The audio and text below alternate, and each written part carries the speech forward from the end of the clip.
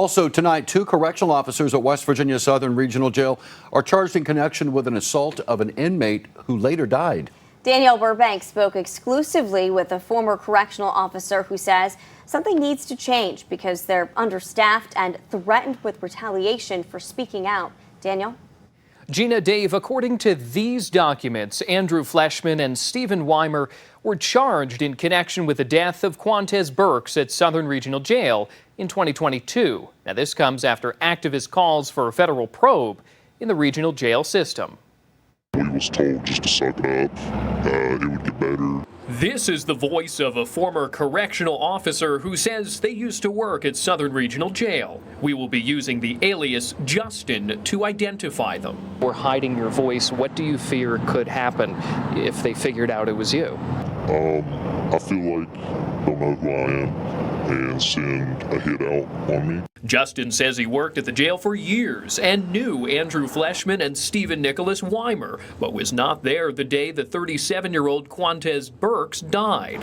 Federal court documents say Burks was allegedly physically assaulted by Fleshman and Wimmer as retaliation for attempts to push past another correctional officer. Not only was the inmates getting mistreated, and it was a lot of the officers. A spokesperson for the West Virginia Department of Homeland Security released a statement to Eyewitness News. Please refer your questions to the U.S. Attorney's Office or the FBI. We are, of course, fully cooperating with those agencies in this matter. Now, these 2 correctional officers charged comes just weeks after another lawsuit alleges that 10,000 West Virginia inmates are in inhumane conditions. Beckley attorney Stephen New told Eyewitness News earlier this month some of the strongest evidence comes from the testimony of corrections officials or from photographs they provided. The deferred maintenance was $200 million when Jeff Sandy became cabinet secretary. It was $277 million when he left. So I would beg to differ as to whether or not the state of West Virginia is in fact working on these issues. The criminal complaint alleges the 2 men were attacking Burks while he was restrained.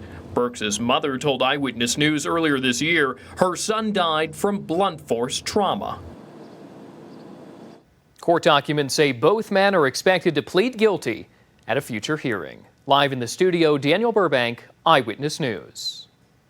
Thanks so much for watching. Here's another video from Eyewitness News.